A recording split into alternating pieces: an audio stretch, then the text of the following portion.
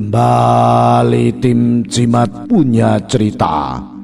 Inilah cerita misteri bersambung, Misteri Ranjang Perawan, bagian yang ke-9.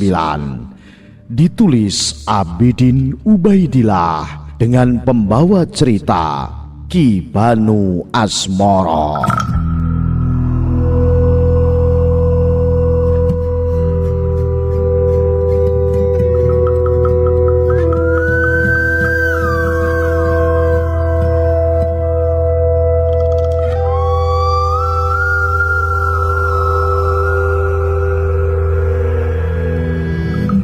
Masih mengikuti perjalanan Dr. Rahman yang akan mencari pahat iblis.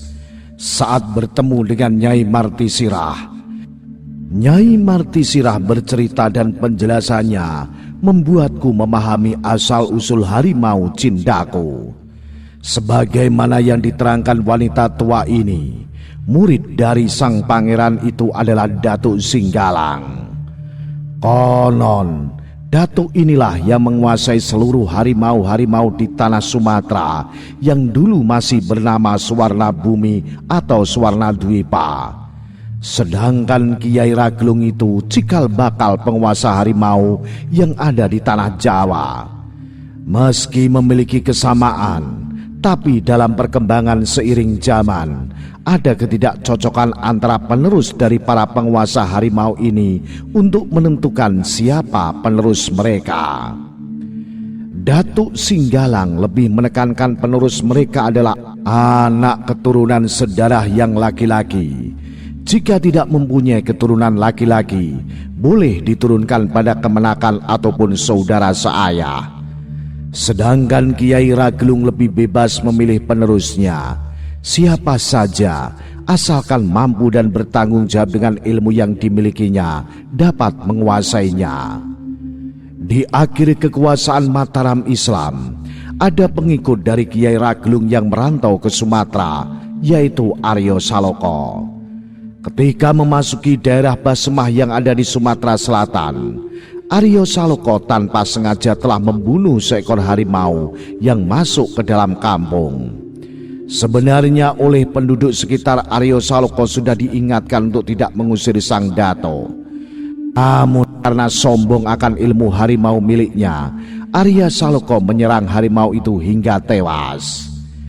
Tewasnya harimau ini jelas menimbulkan amarah penguasa harimau di daerah itu. Ia pun menantang Aryo Saloko untuk beradu kesaktian. Namun Aryo Salaka ini ternyata satria pilih tanding.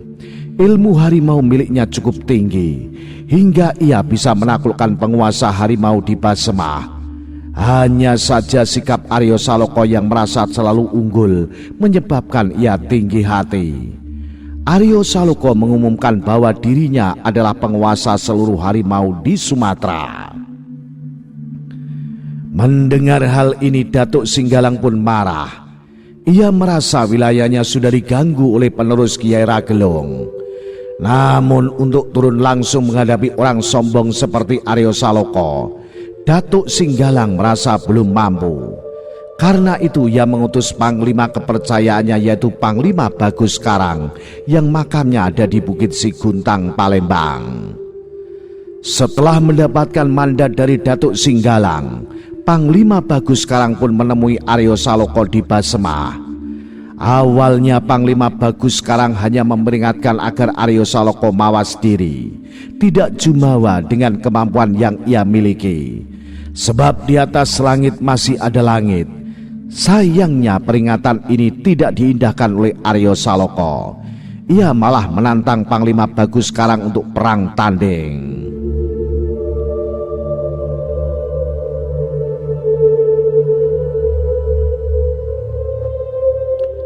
Akhirnya pertempuran pun tidak terelakkan. Kedua orang ini memiliki kesaktian yang seimbang. Hingga adu lagam mereka terjadi dalam waktu yang cukup lama. Menurut hikayat, pertempuran yang semula di Basemah berlangsung sampai ke tepian Danau Ranau. Kedua penguasa harimau ini saling serang dengan ilmu kesaktian masing-masing. Saat keduanya sudah kehabisan tenaga, mereka pun sepakat mengakhiri adu tanding ini. Aryo Saloko mengakui kehebatan Panglima Bagus Karang. Ia pun tunduk dengan apa yang nanti diputuskan oleh Datuk Singgalang. Panglima Bagus Karang akhirnya mengajak Aryo Saloko untuk menemui Datuk Singgalang. Setelah keduanya menghadap, Datuk Singgalang memutuskan bahwa Aryo Saloko boleh berkuasa hanya untuk wilayah Basmah saja, tidak boleh mengganggu daerah lain kekuasaan penguasa yang lain. Oleh Datuk Singgalang, Aryo Saloko kemudian diberi gelar Panglima Jawi, yang saat ini makamnya ada di Dusun Benduagung, Muara Payang. Aku makin takjub mendengar penjelasan dari Nyai Martisirah. Lantas dalam hati aku bertanya-tanya, siapa Nyai Martisirah ini? Mengapa ia begitu paham seluk-beluk penguasa ilmu harimau? Sedangkan Datuk Singgalang pun saat bertemu dengannya tidak bercerita tentang hal ini. Nyai, lantas apa hubungan Nyai dengan Datuk Singgalang? Tanyaku kemudian. Nyai Martisirah hanya tertawa pelahan. Kemudian ia menggeleng. Aku tidak ada hubungan apa-apa dengan penguasa Singgalang itu, anak muda. Hanya saja aku pernah menolong seseorang anak keturunan Datuk Singgalang. Aku rasa kau pun pernah bertemu dengannya. Dia bergelar Datuk Marajo Singgalang Intan. Kau mungkin mengenalnya dengan nama Rashid. Aku terperangah bagaimana Nyai Martisirah bisa tahu bahwa aku pernah bertemu dengan Bang Rashid. Selain itu aku juga terkejut saat mendengar bahwa gelar Bang Rashid adalah Datuk Marajo Singgalang Intan. Berarti apa yang dikatakan oleh Datuk Singgalang bahwa aku kelak akan berteman dengan anak keturunannya yang bergelar Datuk Marajo Singgalang Intan ternyata adalah Bang Rashid. Semuanya lambat laun terbuka, berkaitan satu demi satu. Nyai, aku kemari juga untuk mencari pahat iblis. Ini atas petunjuk dari Bang Rashid. Apa kira-kira Nyai mengetahui di mana benda itu? Pahat iblis itu benda jahat. Pemiliknya akan selalu bernasib naas. Kutub dari pahat iblis itu sangatlah kuat. Dulu, aku pernah mendengar ada seorang juru ukir yang memilikinya. Tapi setelah ia tewas, pahat iblis itu seolah-olah lenyap tanpa kabar berita. Ada kabar burung yang mengatakan bahwa pahat iblis itu sudah kembali ke tempat asalnya. Cuma, ada juga yang mengatakan kalau pahat iblis masih ada sama keturunan si juru ukir itu. Kata orang-orang Mbah Timin itu masih anak angkat dari juru ukir itu, Nyai. Apa benar? Nyai Martisirah mengangguk. Memang benar, Mbah Timin itu adalah anak si juru ukir. Cuma aku sangsi apa pahat iblis itu ada padanya. Sebab sudah lama aku tidak mendengar ada korban dari keganasan benda terkutuk itu.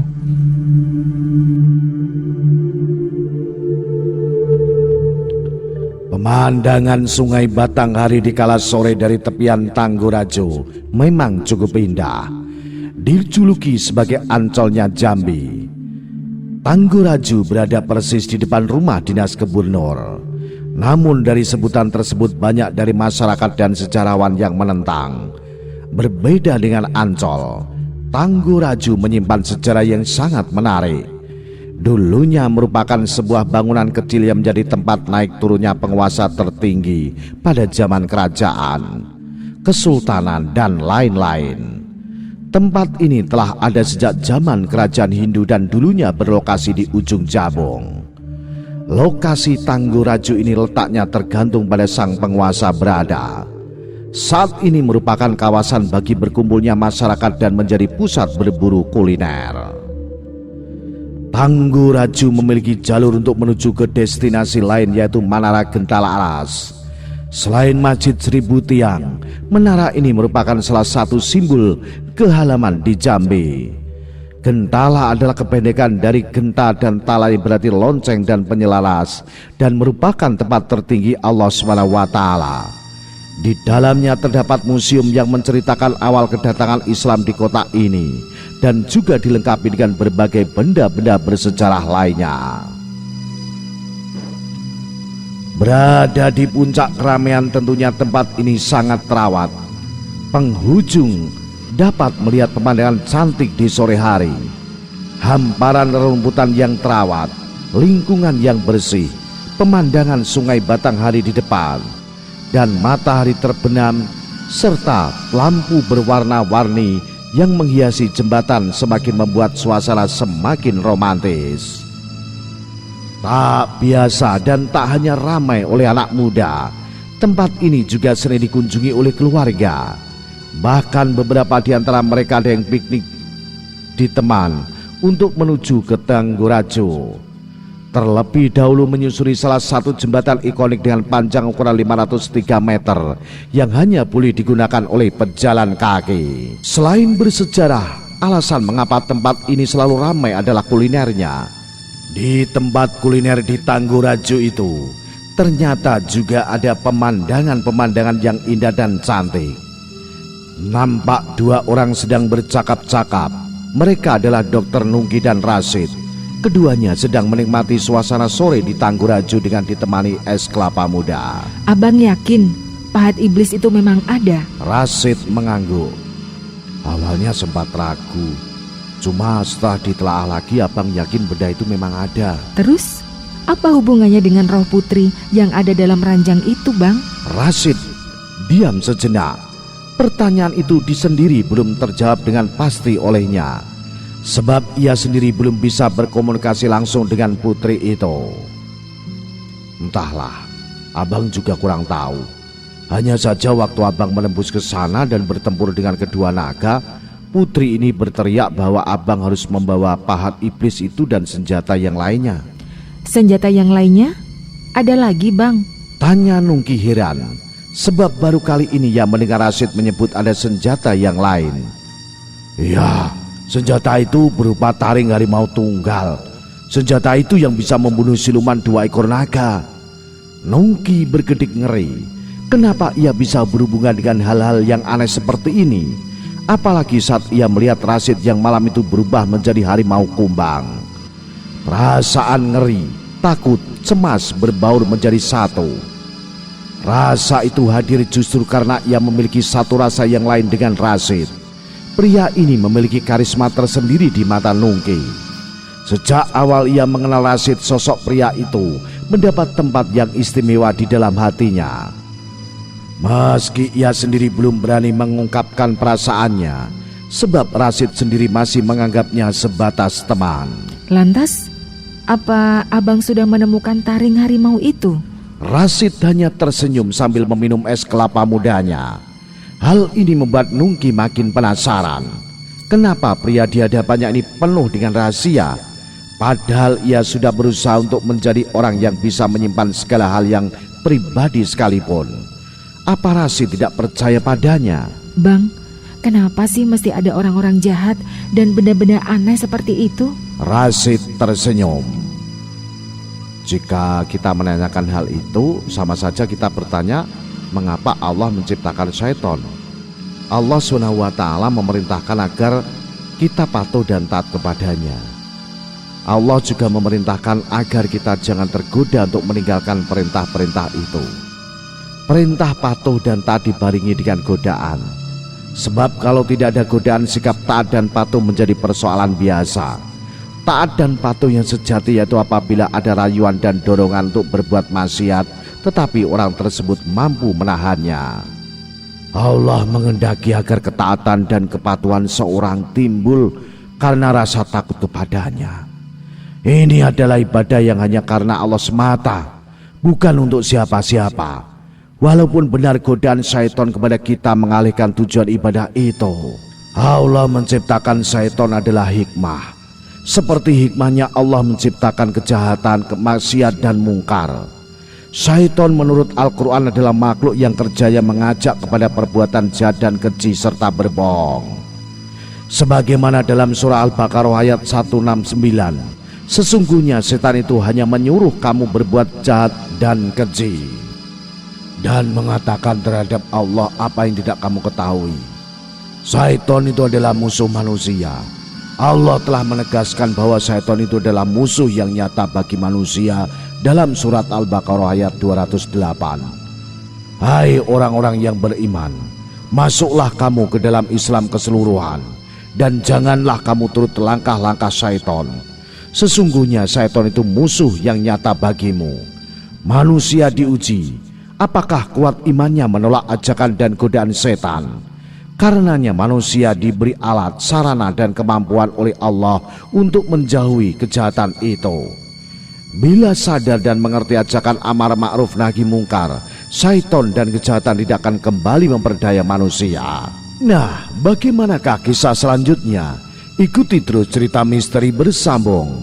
Misteri Ranjang Perawan. Salam Cimatres, salam satu misteri. Au.